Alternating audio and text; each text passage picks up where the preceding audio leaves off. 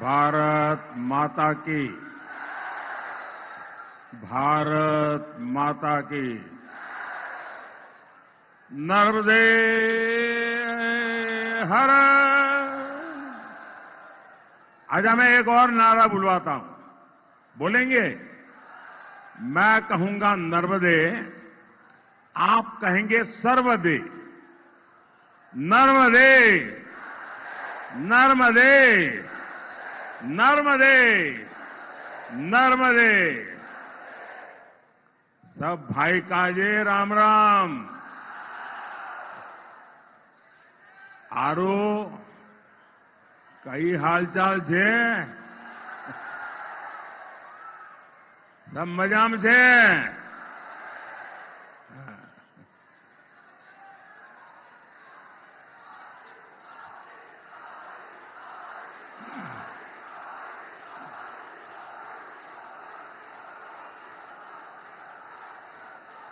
आज देश में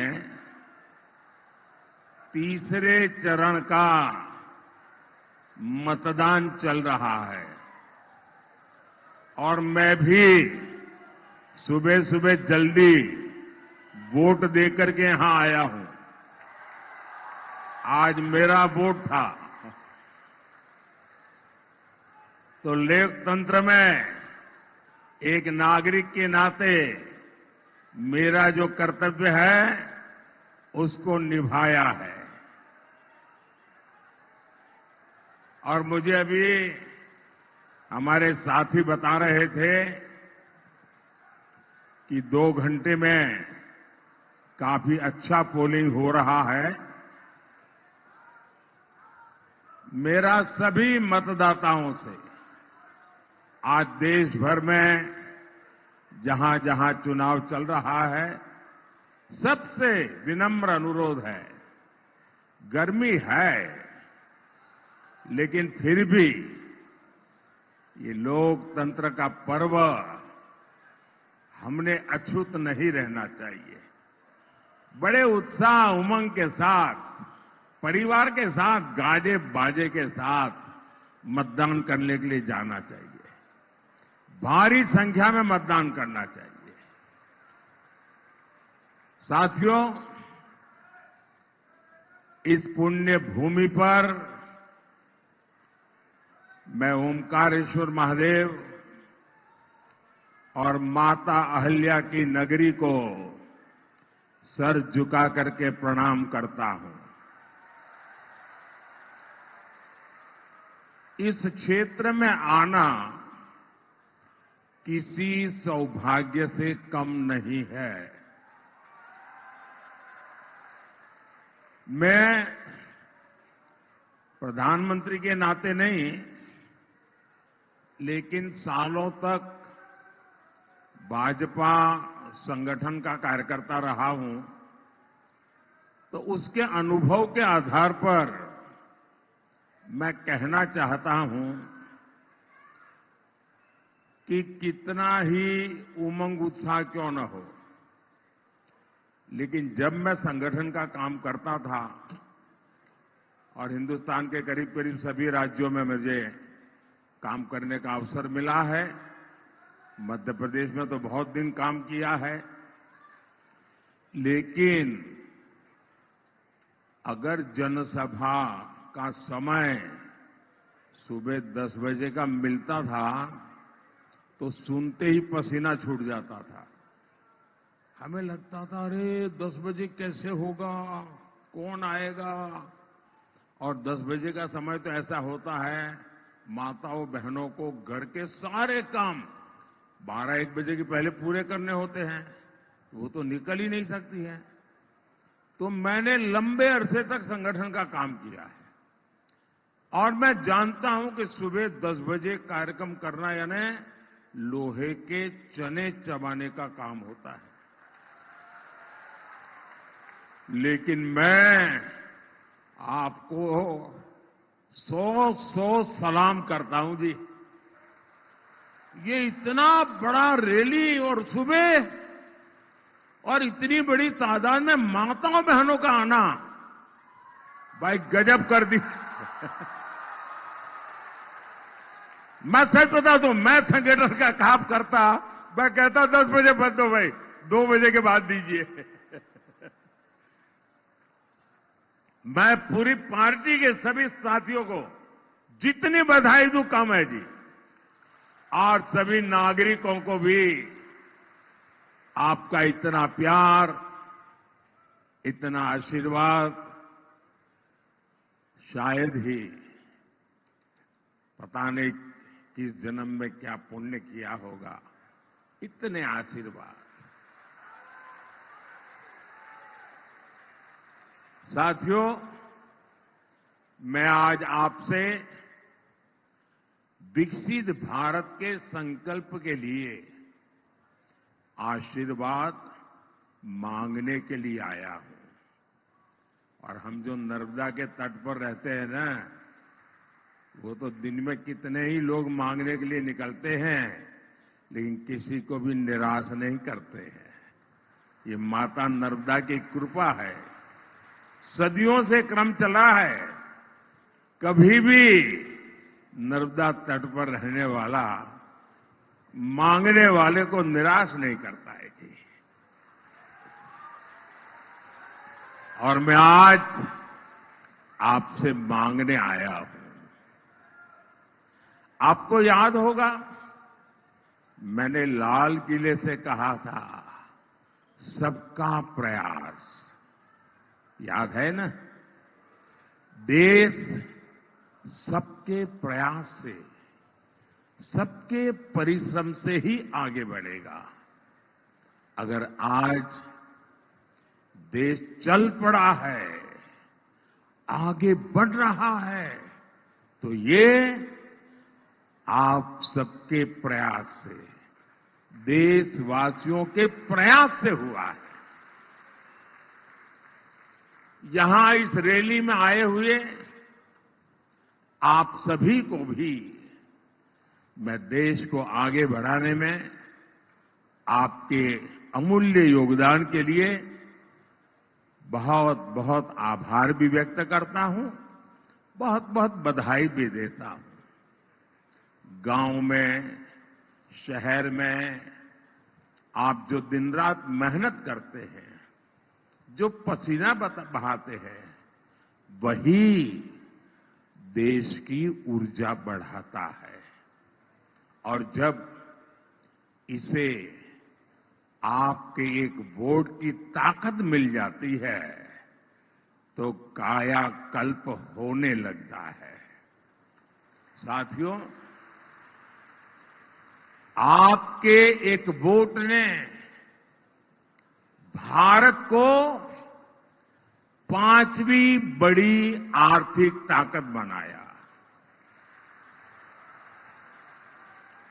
आपके एक वोट ने दुनिया में भारत का दबदबा बढ़ाया। आपके एक वोट ने 70 साल बाद आर्टिकल 370 हटाया। आपके एक वोट ने एक आदिवासी बेटी को राष्ट्रपति बनाया। आपके एक वोट ने महिलाओं को आरक्षण का उनका हक दिलवाया। आपके एक वोट ने भ्रष्टाचारियों को जेल भिजवाया।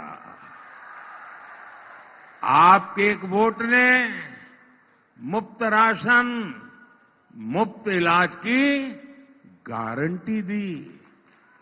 आपके एक वोट ने युवाओं के भविष्य को संवार दिया, अपार अवसर खड़े कर दिए।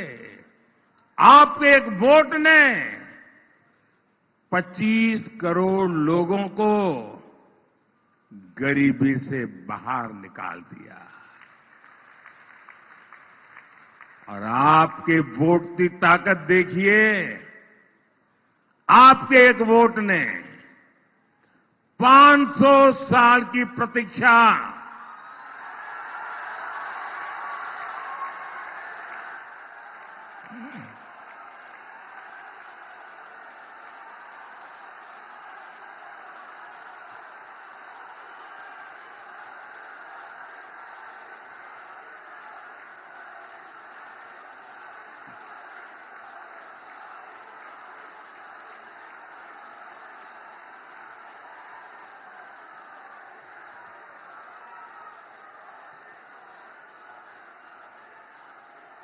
500 साल की प्रतीक्षा खत्म करके भगवान राम का भव्य मंदिर बना दिया।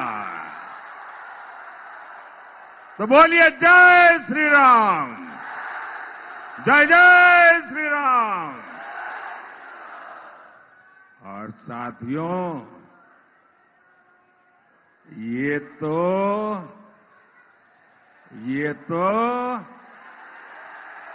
ट्रेलर है, ट्रेलर। अभी तो बहुत कुछ करना है। अब इस चुनाव में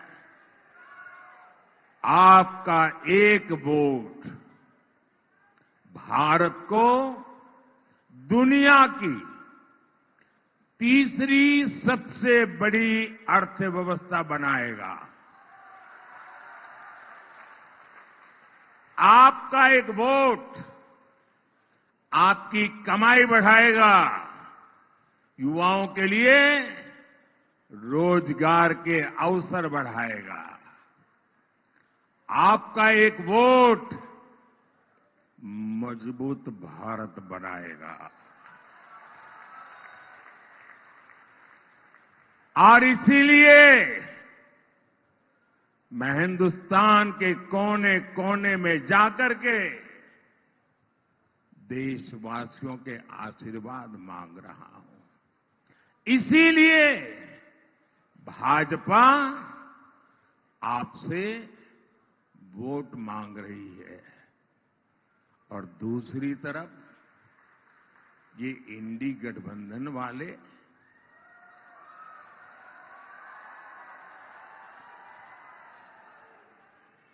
किसके लिए चुनाव लड़ रहे रे?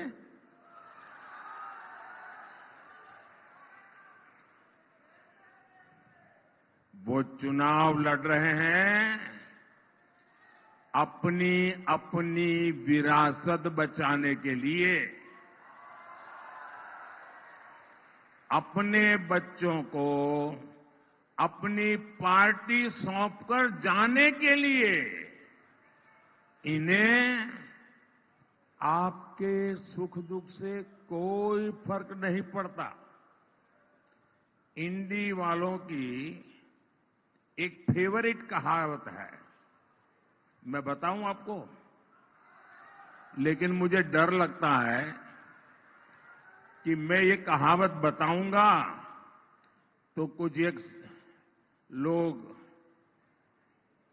फेक वीडियो बनाने वाली फैक्ट्री है ना, वो क्या करेंगे, उसमें से आधा निकल करके चलाएंगे और मोदी सफाई देते देते थक जाएगा। फिर भी मैं कहावत बताऊं? अच्छा, मैं कहावत आधी बताता हूं, आधी आपको पूरी करनी होगी। करेंगे? कि इंडी वालों के लिए कहावत फिट बैठती है, अपना काम बनता, अपना काम बनता, भाड़ में जाए, भाड़ में जाए। ये कौन कहता है? ये आदत किसकी है? अब जिनके लिए आपको इतनी कहावत मालूम है, तो फिर आप इनके लिए क्या सोचेंगे भाई? भाइयों और बहनों, आज भारत इतिहास के एक अहम मोड़ पर खड़ा है। आपको ये तय करना है कि भारत में वोट जिहाद चलेगा या राम राज्य चलेगा।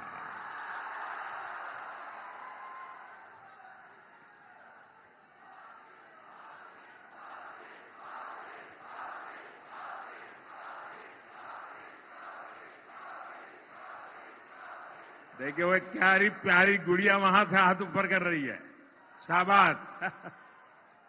इतनी छोटी गुड़िया सभा में आ गई है।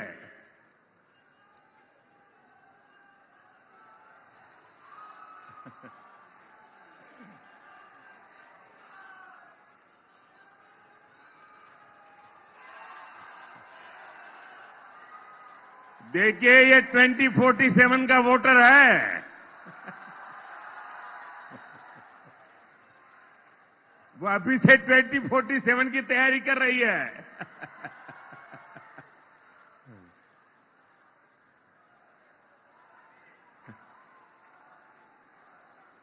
साथियों,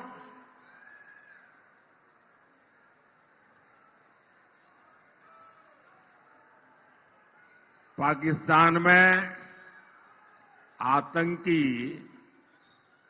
भारत के खिलाफ जिहाद की धमकी दे रहे हैं और यहां के कांग्रेस के लोगों ने भी घोषणा कर दी है, मोदी के खिलाफ वोट जिहाद करो। यानी मोदी के खिलाफ एक खास धर्म के लोगों को एकजुट होकर वोट करने को कहा जा रहा है। सोचिए, कांग्रेस किस स्तर पर उतर आई है। हताशा, निराशा ने कांग्रेस को कहां ले जाकर के पटका है। आपको एक सवाल मैं पूछता हूं, जवाब देंगे? जरूर देंगे। आवाज इधर से आती है, उधर से नहीं आती है। ये मीडिया वालों को छोड़कर के सारे लोगों ने आवाज देनी चाहिए। इनको परेशान नहीं करना चाहिए। आप मुझे बताइए, क्या वोट जिहाद आपको मंजूर है? क्या लोकतंत्र में ये बात चल सकती है? क्या भारत का संविधान ऐसी जिहाद के लिए अनुमति देता है? साथियों, कांग्रेस के इरादे कितने भयानक है, उनकी साजिशें कितनी खतरनाक है, ये समझना हो तो आपको उन लोगों की बातें सुननी होगी जो 25 यानी 20, 25 साल कांग्रेस में रहे हैं। 20, 25 साल जो कांग्रेस के कार्यकर्ता रहे हैं, नेता रहे हैं। और ये लोग अब धमाधम कांग्रेस छोड़ रहे हैं।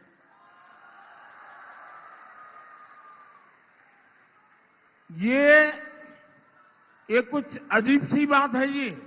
और वो बाहर आकर के खुली हवा में सांस लेते ही कहते हैं, बस अब और नहीं, इनफ इज इनफ। अब इनकी बातें सुनिए। एक महिला ने कहा कि मैं राम मंदिर गई तो उसको इतना टॉर्चर किया, इतना टॉर्चर किया, उन्हें कांग्रेस ही छोड़नी पड़ गई। एक और व्यक्ति ने कहा कि कांग्रेस पर मुस्लिम लीगियों और माओवादियों ने कब्जा कर लिया है। तीसरे ने एक और गहरी साजिश से पर्दा उठा दिया। उन्होंने कहा कि कांग्रेस के शाहजादे का इरादा राम मंदिर पर सुप्रीम कोर्ट के फैसले को पलटने का है।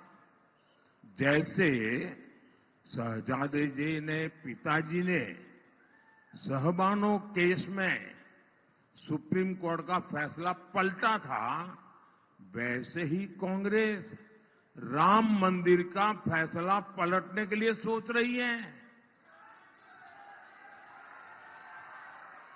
चौथे व्यक्ति ने तो ये भी सनसनीखेज खुलासा किया है, कहा कि ये लोग पिछले 2 साल से एक बड़ी साजिश में जुटे हैं। ये जो कांग्रेस से निकल कर आए बोले, मैं इन्हीं की बात बता रहा हूं जी। कांग्रेस में चर्चा हुई है कि मोदी को भ्रष्टाचार का आरोप लगा नहीं सकते, कितना ही चौकीदार चोर बोलो, कोई मानने को तैयार नहीं है। मोदी को देश की सुरक्षा के मुद्दे पर, आतंकवाद के मुद्दे पर कोई आरोप नहीं लगा सकता है। विदेश नीति की सफलता को देखते हुए उस पर भी बोलती बंद हो जाती है और कहते हैं कि जब कोई मुद्दा ही नहीं बचा है, हर मुद्दा मोदी के पक्ष में है, तो मोदी को हराना बड़ा मुश्किल है। और ये कांग्रेस वाले कहते हैं, और इसलिए कांग्रेस ने तय किया कि मोदी को झूठे आरोप में फंसाओ, अफवाह फैलाओ। और इसलिए आजकल संविधान को लेकर झूठ फैलाया जा रहा है। इसलिए लोग देश में आग लगाने की बातें कर रहे हैं। भाई और बहनों, कांग्रेस को, इंडी गठबंधन को न हमारी आस्था की परवाह है और न ही देश हित की परवाह है। राष्ट्र विरोधी बातें करने में तो कांग्रेस के लोगों में होड़ लगी है, होड़। वोट के हर चरण के बाद कांग्रेस का पाकिस्तान प्यार चरम पर पहुंच रहा है। इन लोगों के बयान हैरान करने वाले हैं। कांग्रेस के एक पूर्व सीएम ने कहा कि हमारी सेना आतंकी हमले करती है, पाकिस्तान तो निर्दोष है। क्या ये देश का नागरिक ऐसी बातें सुन सकता है क्या? हमारी सेना का ये अपमान है कि नहीं भाई? कांग्रेस के एक और बड़े नेता ने, उनकी बेशर्मी देखिए, उन्होंने कहा कि मुंबई आतंकी हमले में भी पाकिस्तान का हाथ नहीं था। क्या आप इस बात को मानते हैं क्या? कोई मानेगा क्या? अरे दुनिया के किसी देश का व्यक्ति मानेगा क्या? कांग्रेस के साथी दल के एक और नेता भारत को धमकी देते हैं, कहते हैं कि पाकिस्तान ने चूड़ियां नहीं पहनी हुई है। बताओ, मैं तो कांग्रेस के शाहजादे से पूछूंगा, जरा ये बताओ भैया, आपके साथी ये सब बोल रहे हैं, इनकी मंशा क्या है? ये आखिरकार अचानक एक साथ चारों तरफ से सीनियर लोगों की आवाज क्यों आने लगी है? पाकिस्तान से इतनी मोहब्बत और हमारी सेना से इतनी नफरत, और इसलिए ही तो लोग कहते हैं कांग्रेस का हाथ, कांग्रेस का हाथ, कांग्रेस का हाथ। अब मैं तो नहीं बोल रहा हूं, आप बोल रहे हैं। भाई मीडिया वाले देखना, मैं नहीं बोला हूं। मेरे गले मत बढ़ दे रहा। इनको लगता है कि पाकिस्तान प्रेम दिखाकर ये अपनी वोट बैंक की राजनीति मजबूत कर लेंगे, लेकिन मैं जानता हूं इनकी जमानत तक बचनी मुश्किल है। भाई और बहनों, कांग्रेस की नजर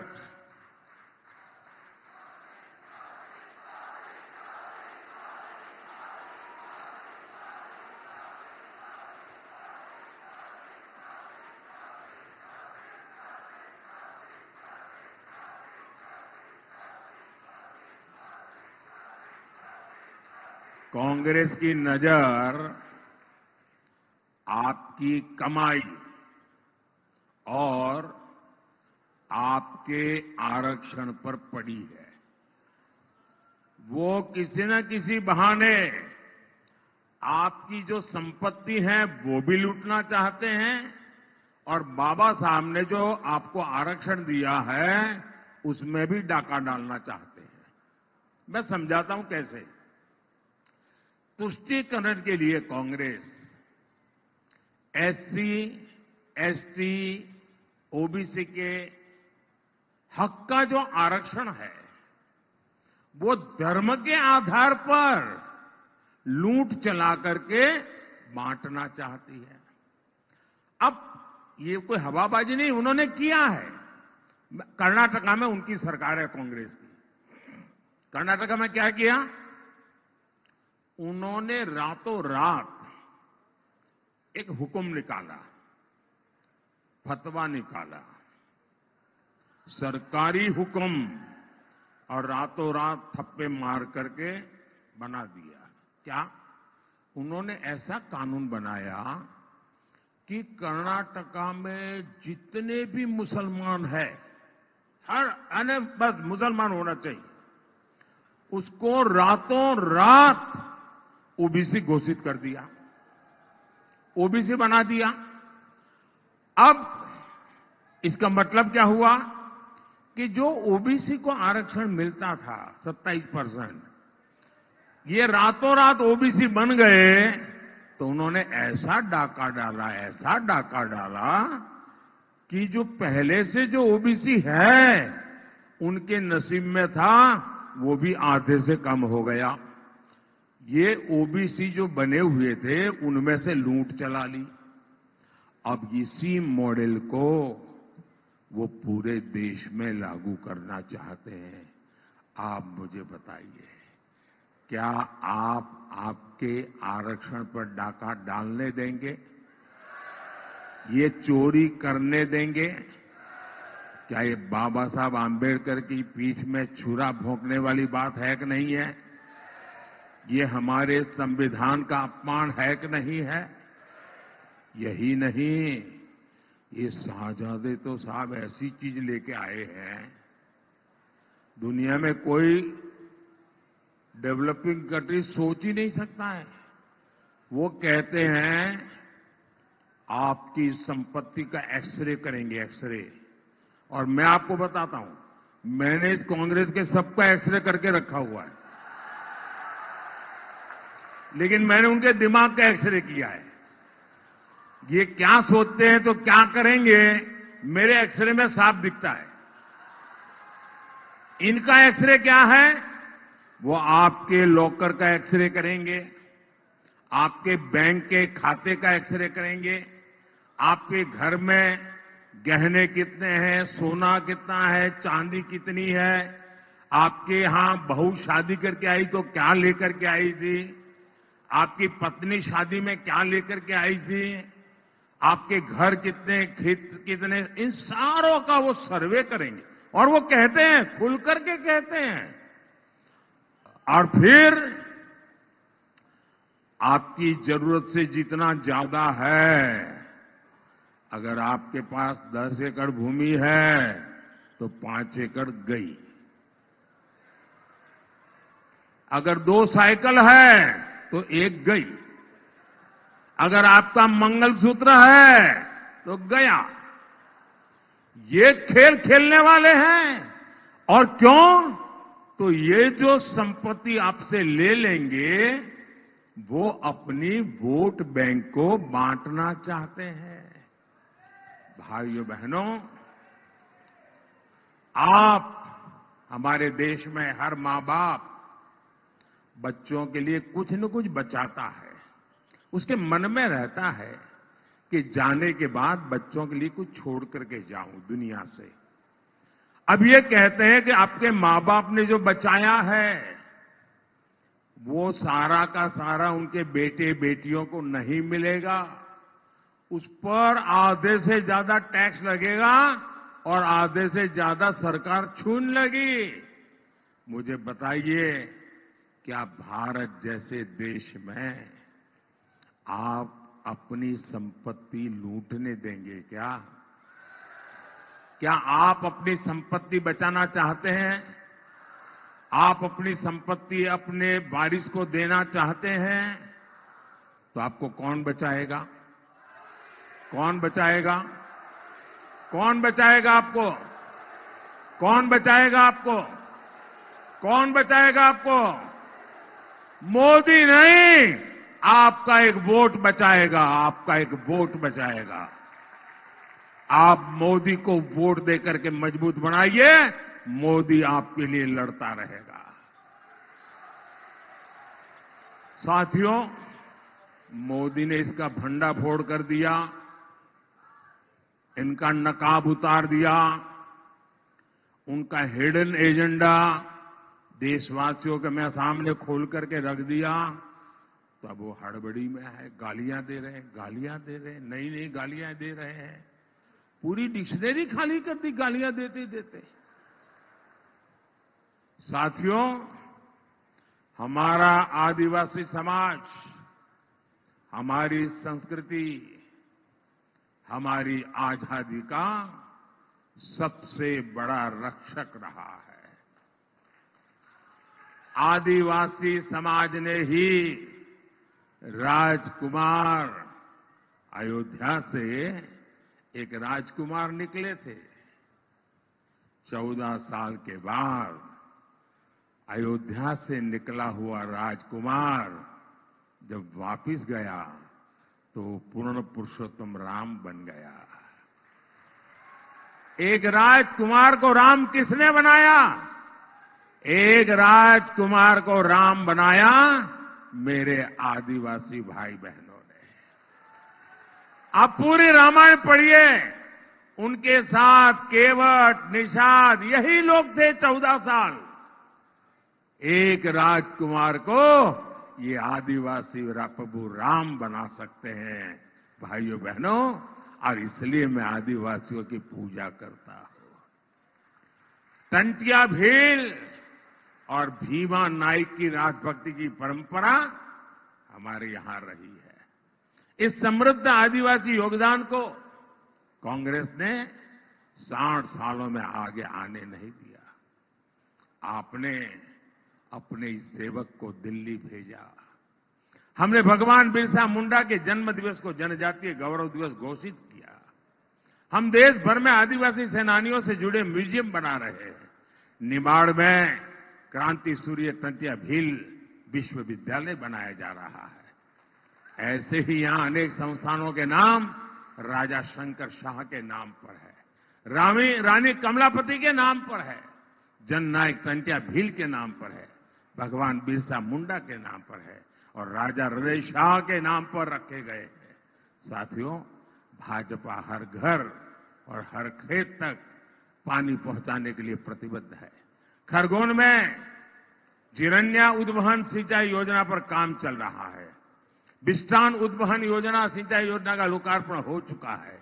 यहां मेडिकल कॉलेज का निर्माण हो रहा है।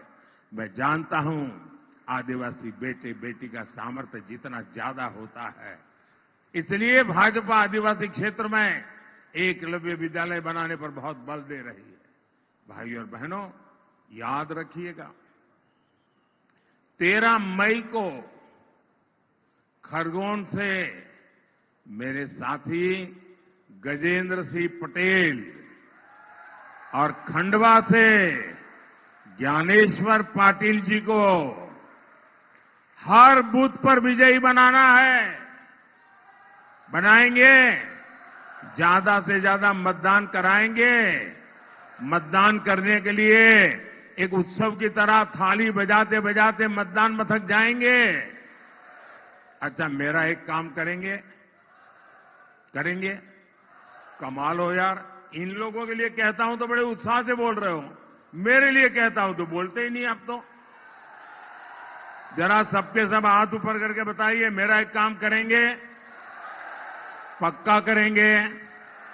अच्छा, देखिए, घर घर जाइए, ज्यादा से ज्यादा घरों में जाइए, ज्यादा से ज्यादा लोगों को मिलिए और कहिएगा कि मोदी जी आए थे, मोदी जी ने आपको जय श्री राम कहा है। मेरा जय श्री राम पहुंचा देंगे। हर परिवार में मेरा जय श्री राम पहुंचाएंगे, बिना भूले पहुंचाएंगे। बोलिए भारत माता की, भारत माता की। बहुत बहुत धन्यवाद।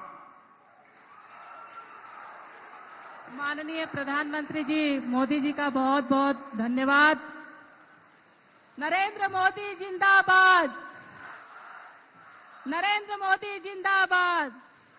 हर हर मोदी, हर हर मोदी।